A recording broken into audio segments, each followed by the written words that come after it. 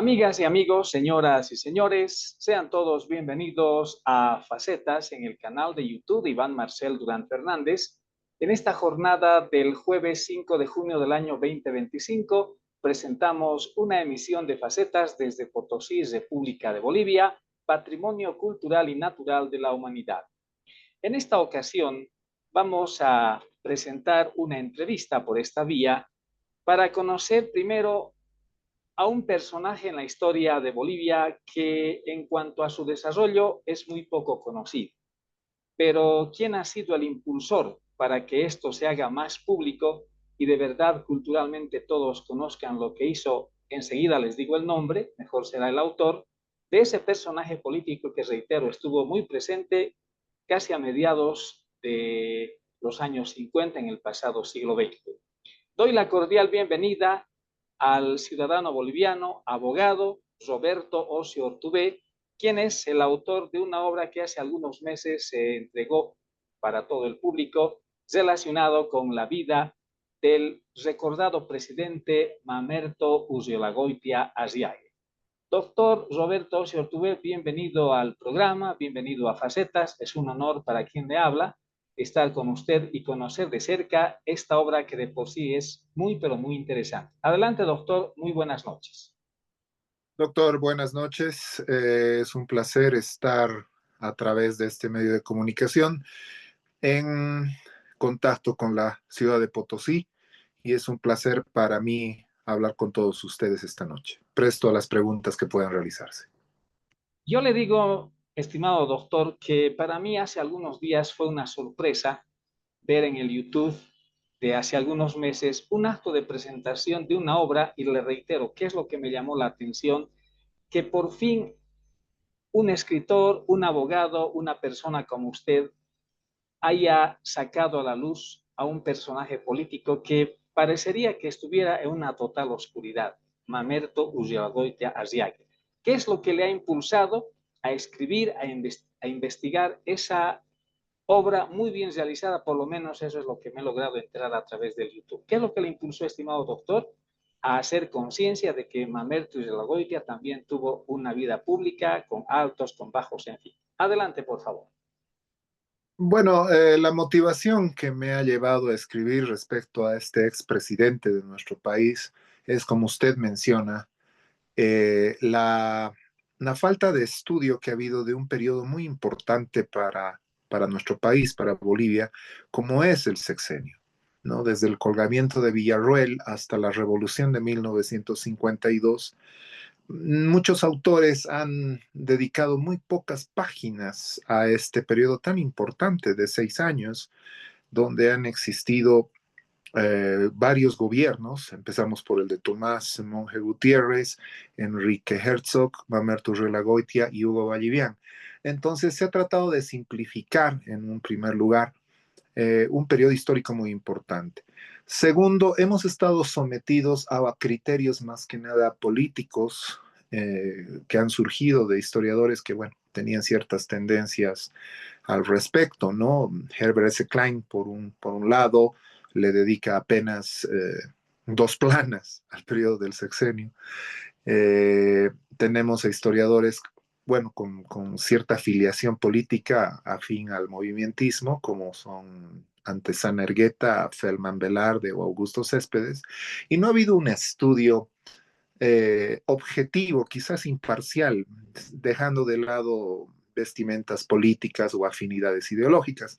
Entonces, este trabajo de investigación trata de realizar esto. ¿Cuáles han sido las fuentes de la investigación? Han sido la recopilación de la documentación bibliográfica, también de hemeroteca de la época, así como también tener un contacto bastante cercano con los familiares y descendientes de don Mamerto Urriagoitia, quienes han tenido la gentileza de facilitar documentación en cuanto a fotografías, en cuanto a libros, hemeroteca y también la narración de estos testigos presenciales.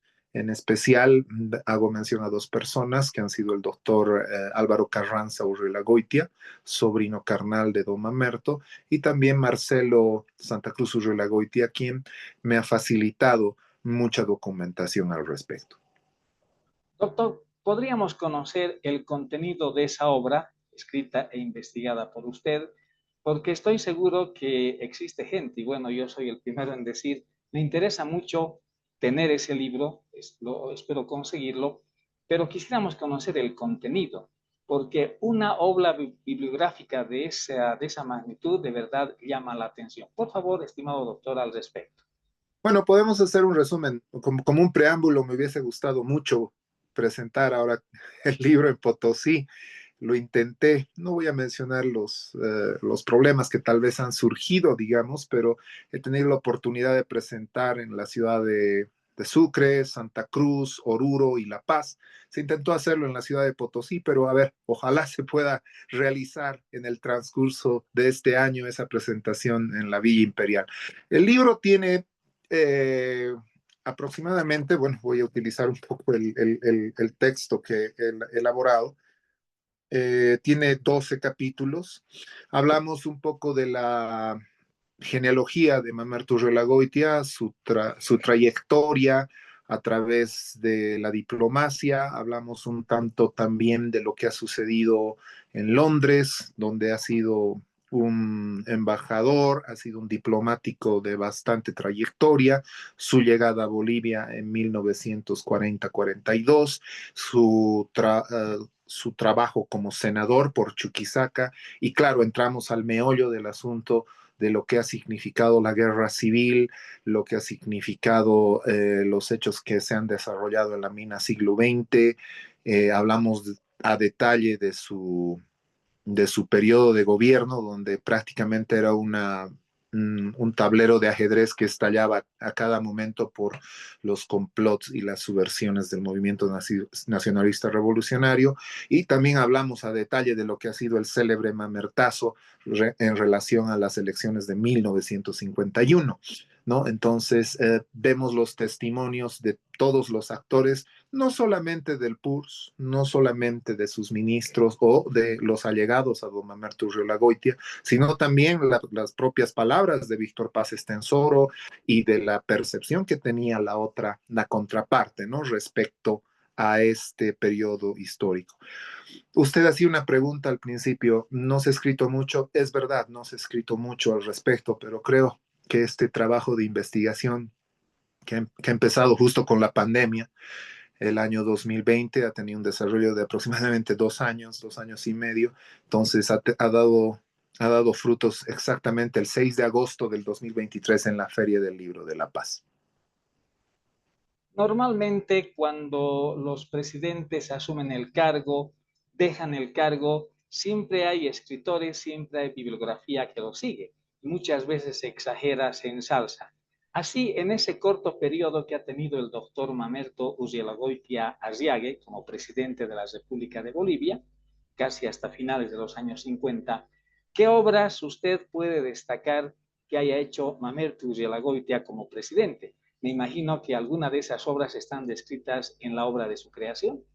Claro que sí, hay algunos textos. Siempre se ha conceptuado a Mamerto Urriola-Goitia como una persona que meramente habría desarrollado un trabajo estrictamente, si vale el término, nominal, formal o burocrático en las cortes europeas o en las embajadas. Pero en realidad, Mamerto tuvo dos aportes importantes. El primero ha sido seguramente un libro para el centenario de la República de Bolivia, publicado en Londres, donde existen una serie de ensayos escritos por Adolfo Costa Durrels, Alberto Ostria Gutiérrez, también está Carlos Víctor Aramayo, y él mismo en un análisis económico, porque él hace una descripción de los problemas económicos de Bolivia y lo presenta como una especie de libro conmemorando el centenario que es publicado en la Embajada de Londres en Bolivia, de Bolivia en Londres. esa sería una de sus obras que él realiza, ¿no? Y la segunda quizás es el impulso que da a una película, Across Bolivia, que se desarrolla en el oriente boliviano, ¿no?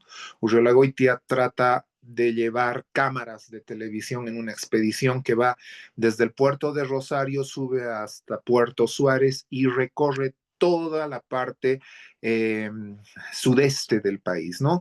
Llega a Roboré, Puerto Suárez, va a las misiones de Chiquitos, llega a la ciudad de Santa Cruz, baja al sur del país con cámaras y se realiza una película que describe las potencialidades del oriente boliviano como una salida alterna al océano Atlántico.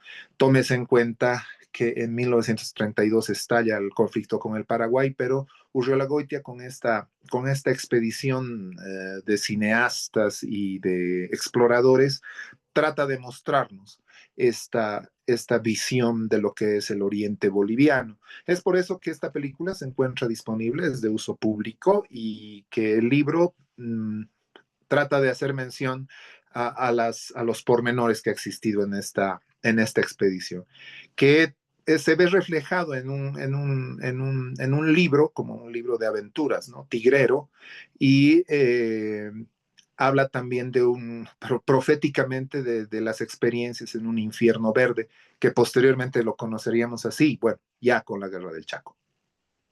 ¿Y qué obras llevó adelante el doctor Urrialagoitia cuando ya estaba como presidente constitucional de la República? Bueno, prácticamente fue sucesor de Enrique Herzog.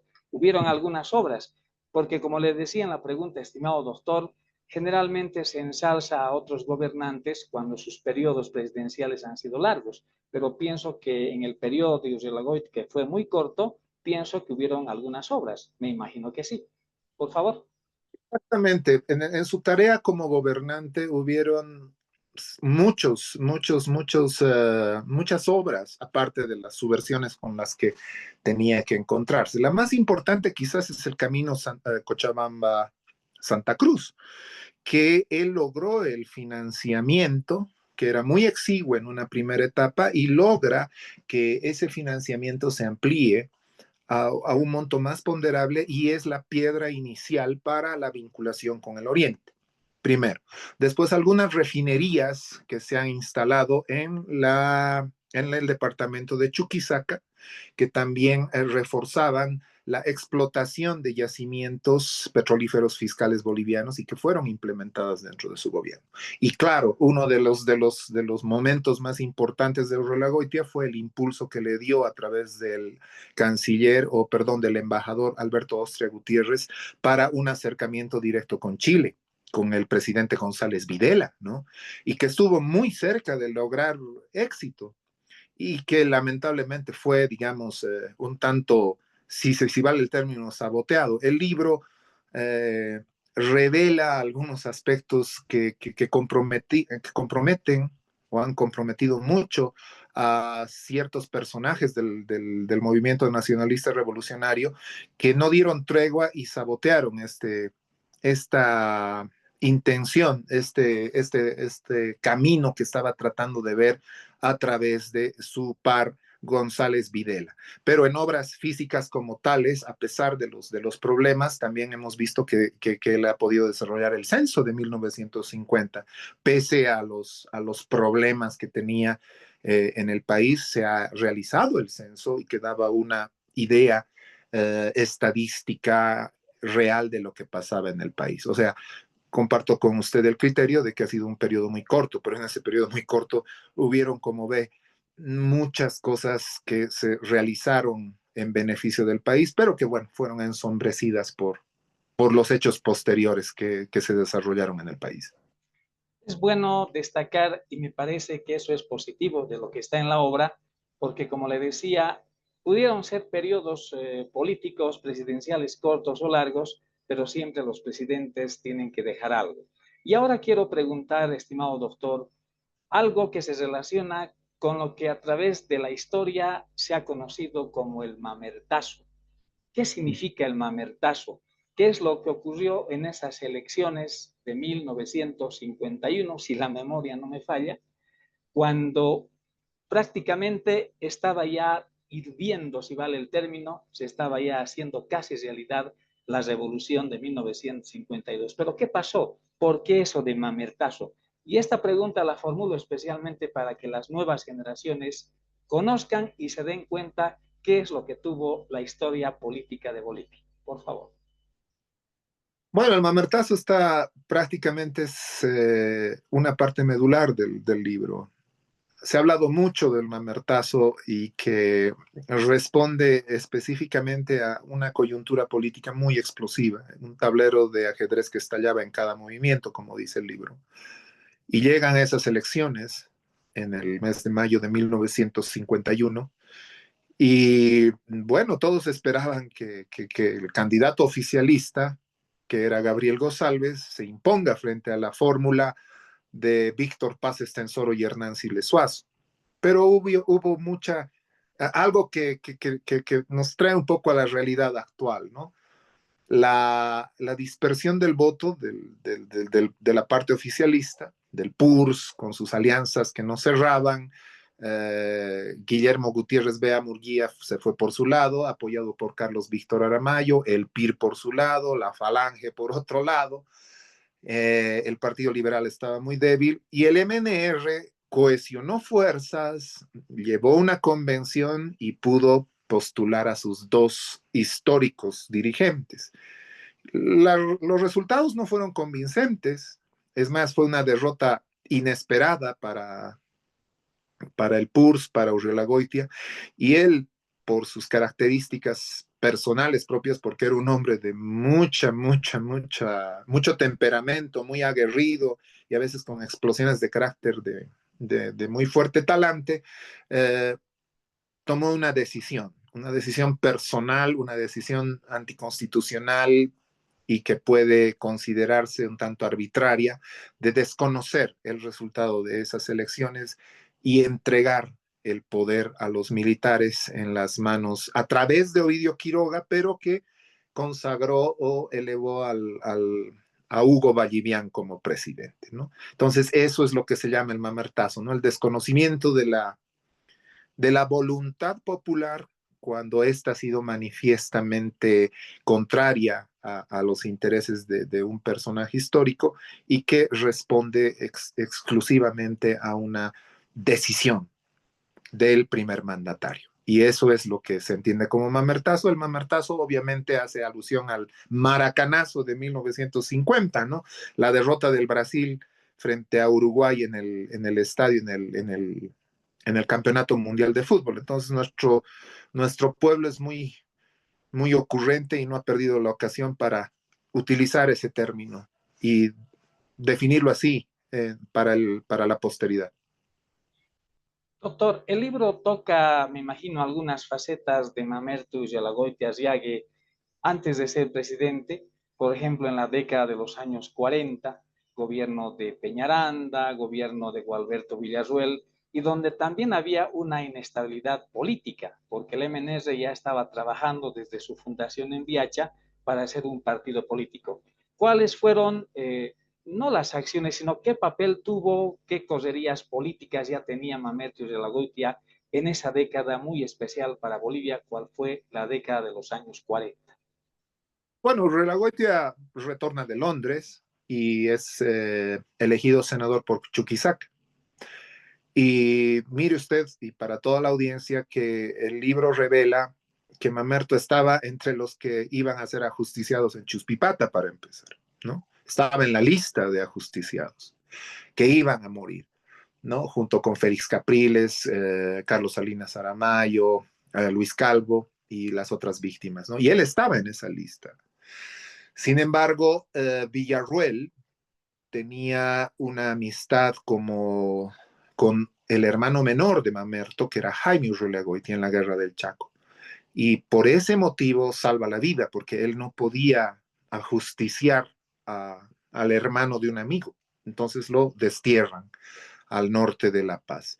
El libro hace mucho énfasis en ese aspecto, puesto que se lanza la teoría de que no existía desconocimiento por parte de Villarroel respecto a lo que iba a suceder en Chuspipata, que él sabía perfectamente qué es lo que iba a pasar. No era una decisión de mandos medios y que él intervino para salvar a Urreolagoitia, no por afinidad con él, sino por gratitud y amistad al hermano que había muerto en la guerra del Chaco.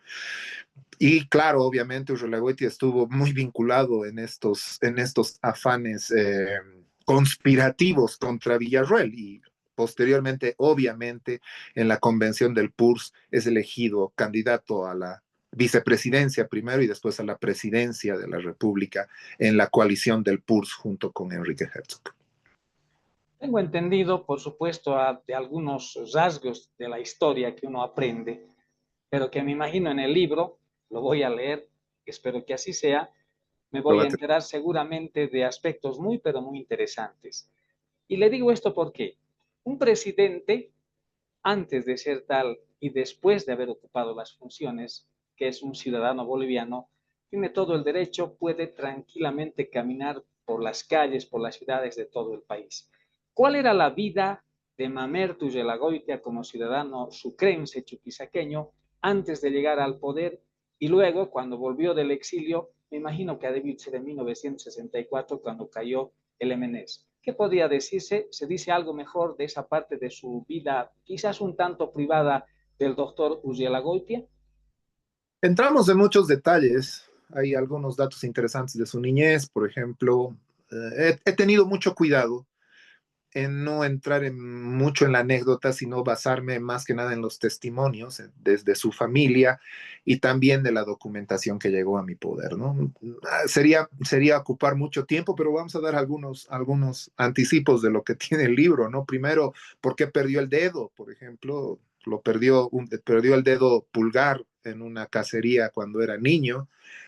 Después él era una persona que estuvo mucho tiempo en Londres, estuvo también en Francia, conocía mucho las cortes europeas, fue altamente condecorado, pero en su vida común, por ejemplo, era un hombre bastante de un temperamento muy fuerte, bastante valiente, a él no le gustaba, por ejemplo, vivir en el Palacio Quemado, él vivía en el Hotel Sucre, que está en pleno Prado de La Paz, y se dirigía a pie con su sombrero de fieltro verde, como un ciudadano más al Palacio de Gobierno, a pie, y no tenía miedo de hacerlo, o iba al estadio los domingos a ver el fútbol, le encantaba el fútbol.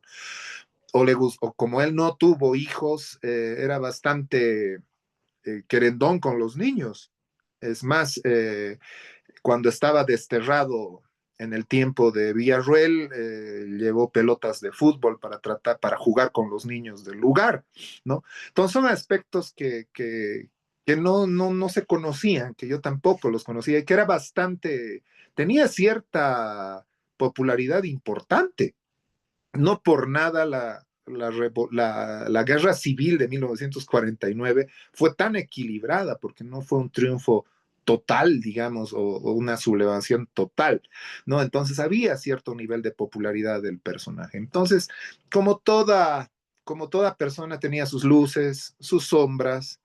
Se narra también en el libro la pobreza a la cual llegó después del destierro, ¿no? Entre el 52 y el 64 sufrió que se llama la amargura del destierro, con muy pocos recursos económicos, vivía absolutamente con lo más justo en el destierro en España, y después el 64 retorna y vuelve a la ciudad de Sucre, donde habitualmente daba sus vueltas con su perro Mao a una hora determinada del día, y era un personaje conocido, ¿no?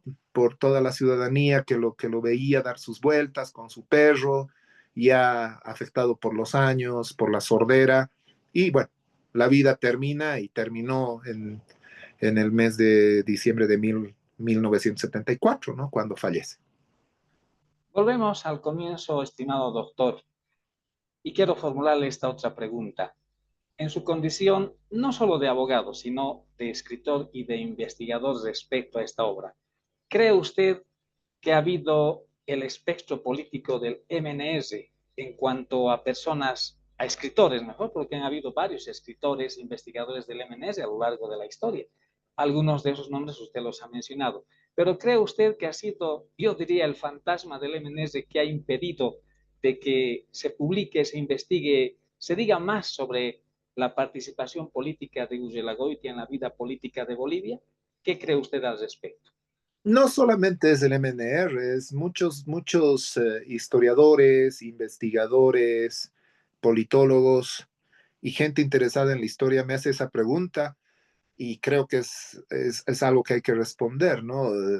¿Por qué Urriulagoitia? ¿Por qué has escrito sobre alguien que ha sido tan denostado durante tanto tiempo? Y yo les digo, es que tú has leído solamente, ustedes han leído lo que les han enseñado a través de la visión del movimentismo, ¿no? O sea, es muy fácil hablar desde una óptica venida desde 1952 que sataniza a las personas de tal manera que no somos objetivos para verlas.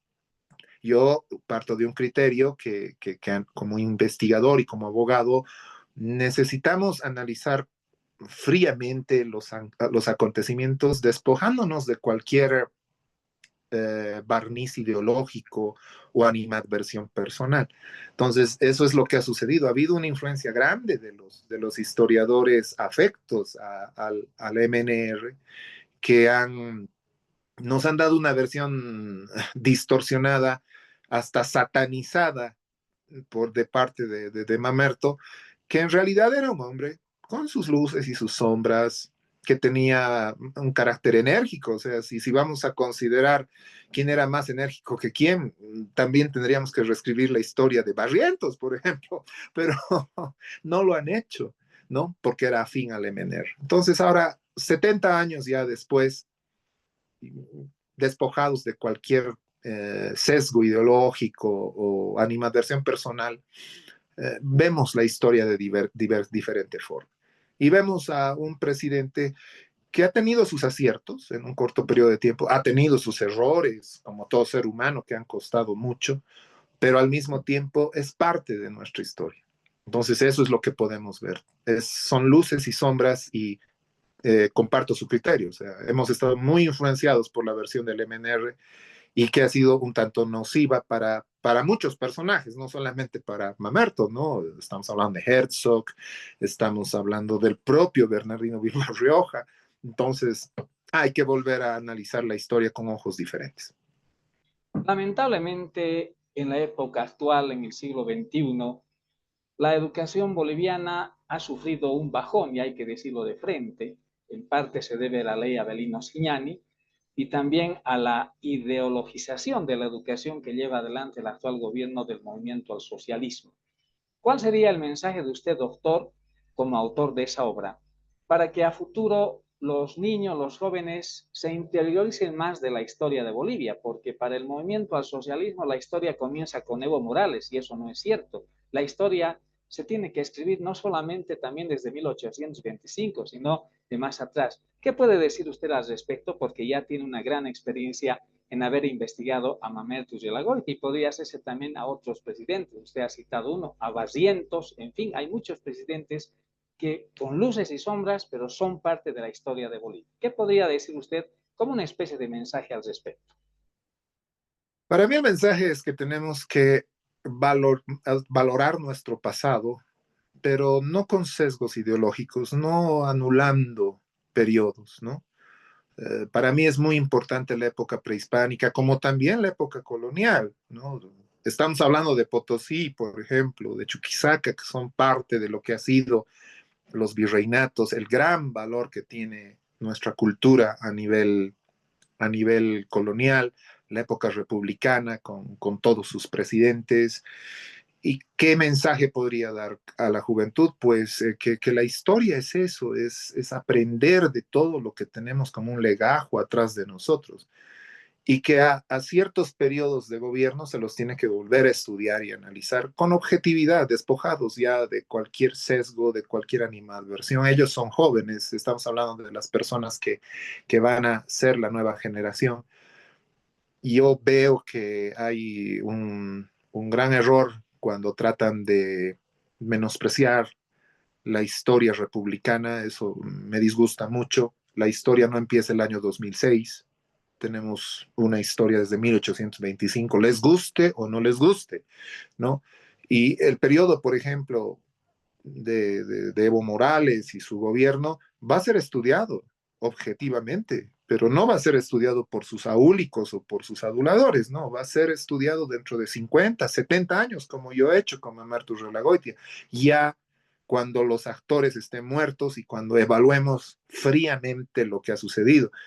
El veredicto puede ser bueno, puede ser malo, pero esa labor será para los que nos sigan y eso es lo importante, que hay mucho por estudiar y no solamente es Mamerto, sino hay otros presidentes y otros personajes que merecen la pena ser vistos. Bolivia tiene mucha, mucha historia y mucha riqueza y yo creo que ese es el mensaje, que no se olviden del pasado, que Bolivia ha dado mucho y que lo puede seguir dando. A pesar que no he leído la obra, pero estoy seguro que lo voy a hacer, quiero desde este programa felicitarlo, primero por su contribución a la cultura bibliográfica, su contribución a la cultura histórica, para que los ciudadanos de Bolivia, hombres y mujeres, no pierdan el hábito de la lectura y se interioricen, como usted dice, de lo que ha significado la historia en el periodo republicano, etcétera, etcétera. Conozcamos esa historia. Quiero felicitarlo públicamente. Y en el final, si usted tiene algo más que agregar a esta entrevista, haciendo una promesa de que muy pronto volveremos a estar en otras entrevistas, quizás les sugiero analizar la vida de otros presidentes, porque yo veo que es importante, porque los presidentes, sean de cualquier color político, han hecho eso que a nosotros nos gusta, que es la historia. Si algo más tiene que decir, estimado doctor. Muchas gracias a usted, distinguido doctor. Gracias por la entrevista. Ha sido muy agradable hablar con usted. Ha pasado muy rápido. Cuando una entrevista es agradable, podríamos hablar horas, de horas, de horas. Y lo único que digo es que ya va a tener usted en sus manos un ejemplar del libro. Va a ser un placer enviarle ese libro a usted. Y también ojalá se pueda presentar en la ciudad de Potosí el libro como se ha hecho en otras ciudades de Bolivia. Sería un placer estar en la ciudad de Potosí, a quien me vinculan vínculos familiares y también afectivos. Muchas gracias. Hemos conversado con el abogado, investigador y escritor Roberto Ocio Ortubé. Gracias, doctor. Hoy nos ha dado un baño de cultura histórica porque estoy seguro, y me incluyo, mucha gente no conocía de la vida, sobre todo el accionar político del presidente Mamerto Urriolagoitia Aziay, antecesor no solo de la revolución del 52, sino del último gobierno militar antes de la revolución, que fue Hugo Vallivian en 1951. Gracias, doctor Ocio Ortubé. Espero tenerlo muy pronto en otra entrevista con otro tema que tenga relación con la historia, porque déjeme decirle que a mí también me apasiona en este programa comentar la historia de Bolivia. Gracias, doctor. Nos veremos muy pronto. Permiso. Permiso, buenas noches. Gracias a Facetas. Buenas noches. Gracias.